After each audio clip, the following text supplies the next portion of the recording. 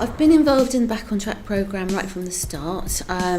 This goes back years when I first had an idea that I would like to incorporate relapse prevention and keeping well therapies with an education programme based in college. We tackle the challenges head on.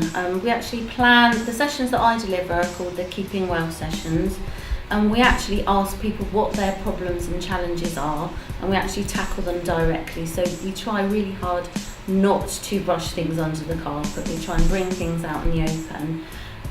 We organise sessions that will help to build people's confidence, help them manage their anxieties, help them manage their symptoms and understand a bit more about their symptoms, help them manage medication side effects as well, and encourage people to work together and support each other so that they can learn from each other but also build their confidence at the same time. The programme is designed to challenge stigma and discrimination for people with mental health problems, not just from the outside world, because although there is stigma and discrimination from the outside world, it's also the internal stigma that people feel themselves. They feel that maybe they've got something to be afraid of because they've got a mental health problem, and therefore they feel that maybe they can't progress in the same way that somebody without a mental health problem would.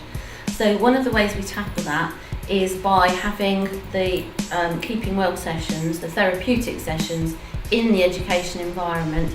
Therefore, young people receive that feeling that they are a student learning something about themselves rather than a patient receiving a medical intervention, and that makes a big difference to their confidence and their self-esteem, and it also challenges that stigma.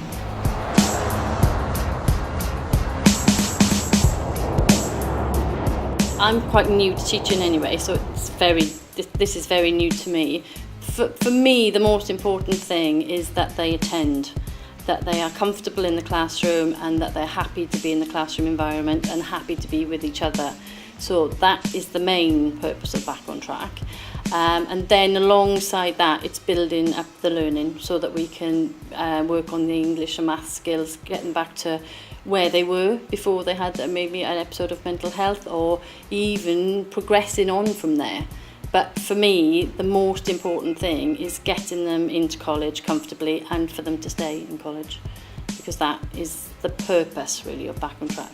When they start and the nervousness and the anxiety is there, and we can't even sometimes get into the canteen, let alone do anything outside of the classroom. And then after Christmas, January time, we try and use the canteen more often. We go up for tea and coffee in afternoon time.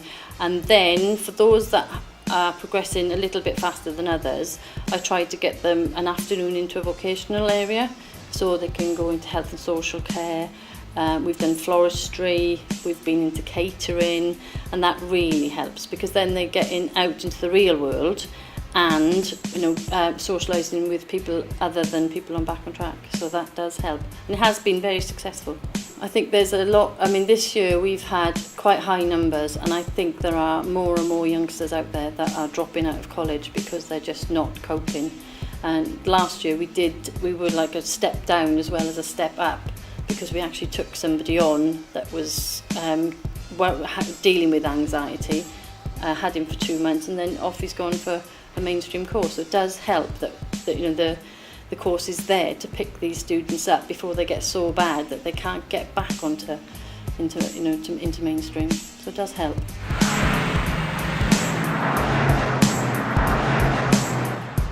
So far, I'm getting on with it really well. I've got on with a lot of students. It's nice to actually go to a place where people actually understand what you're going through and stuff, because I've never really met anyone that was going through the same, similar issues as to me. And when I did, it kind of really helps. It reassures you to know that there is support out there, and I thought that it was really good that a college was actually offering that kind of support for people with mental health issues. I would either like to be a counsellor to help people with similar issues to what I've had, because I've had the life experience and stuff like that, or obviously because I did college animal care, I would like to be able to do work with animals in a rescue centre, and hopefully be coping well and not doing things that I shouldn't be doing, with my health wise.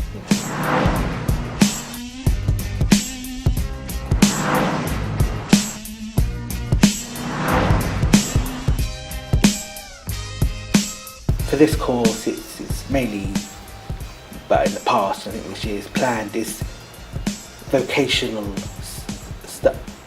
courses that help people, whether they go on to further education, further learning, back to work, which is the kind of a vocational thing mainly. Yeah, it's a chance for people to get into an environment coming from a segregated society.